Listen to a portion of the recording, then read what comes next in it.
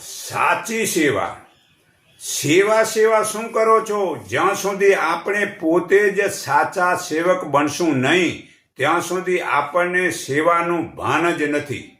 સેવા તો તેને જ કહેવાય છે કે જે આત્માથી આત્માને ઓળખે તેમજ શરીરથી શરીરના બંધનોને તોડે અને બીજાના તોડાવે, એક જ પરમાત્માને માને, એક જને ઓળખે ને બીજાને એ ઓળખાવે અને આત્મા સ્વરૂપનું સતત સેવન યાદ રાખવું.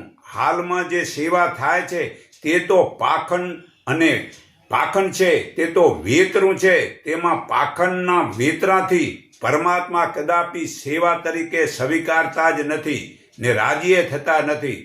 પોતાને તેમજ બીજાને લાભ થતો પણ નથી.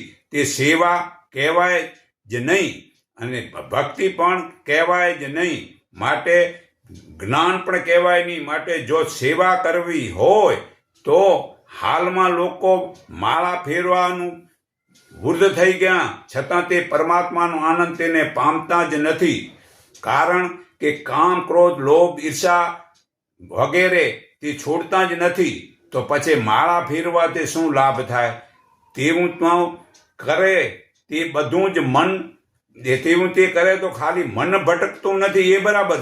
એ મન રોકવાનું એક સાધન છે, પણ તે દેખાદેખીનું જ કરે છે. જ્યાં સુધી મનમાં આવી દેખાદેખીની આસક્તિ ભરી છે ત્યાં સુધી તે માળા બિચારી આનંદ કેમ આપે? તે આસક્તિ આપણે છોડીએ નથી અને માળા તોડી નાખશું છતાં શાંતિ નહીં થાય. જો આપણે સર્વને અનુકૂળ બનીએ તો તે સર્વ આપણને અનુકૂળ બનશે. ત્યારે પરમાત્મા પણ આપને સ્વીકારે છે. પછી તેને પરમાત્મા તેના આનંદમાં લઈ જાય છે.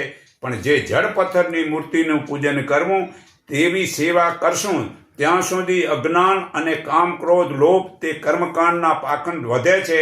તો બ્રહ્મજ્ઞાની જીવતા વડે નિરાકારની શાન જાણી તે પરમાત્માનું જ્ઞાન જીવનમાં ઉતારવાથી આઠે પહોર આનંદનો લાભ થાય છે. જે મનુષ્ય આ પરમ ગુરુ જ્ઞાન મારા ભક્તને કહેશે તે આ રીતે મારી પરમ સિદ્ધિ કરીને નિસંદેહ મને પામશે. કેમ કે મનુષ્યમાં તેના કરતાં કોઈ મારું વધારે પ્રિય કરનાર નથી તથા આ પૃથ્વી ઉપર તેના કરતાં મને વધારે પ્રિય થનાર પણ નથી. તથા જે મનુષ્ય આપણા વચ્ચે થયેલા ધર્મનો પ્રચાર કરશે તેણે જ્ઞાન યજ્ઞથી મારું પૂજન કર્યું છે એવું હું માનું છું. આ ગીતા અધ્યાય 18 શ્લોક 68-70 પુરાવો છે.